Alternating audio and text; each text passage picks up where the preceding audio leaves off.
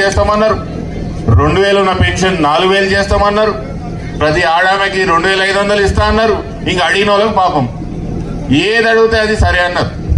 తీరా చూసేవారికి ఏమా ఇప్పుడు ఉన్నదే వాయ. ఇప్పుడు అడిగితే ముఖ్యమంత్రి ఏమంటున్నాడు, ఈడ మస్తు లంక బిందెలు ఉన్నాయి అనుకున్నా, మస్తు పైసలు ఉన్నాయి అనుకున్న ఇలా తీరా చూసేవారికి ఈడ ఏం పైసలు లేవు, ఈడ మేము ఇచ్చే పరిస్థితి లేదని ముఖ్యమంత్రి అంటారు.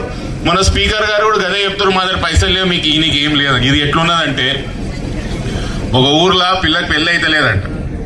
తండ్రి ఒక స్మార్ట్ పోరగాని దగ్గరికి పోయి, ఇగో మా బిడ్డను పెళ్లి చేసుకో, నీకు బంగారు కడి చేపిస్తా, నీకు గొలుసు చేపిస్తా, నువ్వు అడిందల్లా చేపిస్తా, నీకు మోటార్ చేపిస్తా, మోటార్ కార్ చేపిస్తా అని చెప్పిండు.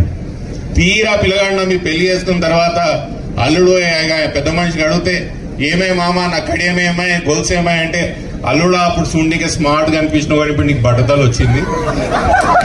మళ్ళీ ఇప్పటికి మళ్ళీ పాపం అల్లుడికి మంచిగానే ఉన్నాడు, బట్టతలు ఏం లేదు. ఇప్పుడు ఈ మామకు కనిపించింది అన్న బట్టతలు. గట్ల తెలంగాణ రాష్ట్రంలో మంచిగా ఉన్న తెలంగాణ రాష్ట్రం ఏం అప్పులు లేవు, ఏం లేవు. సంవత్సరం కిందటి లేని అప్పులు ఇప్పుడు వస్తాయి.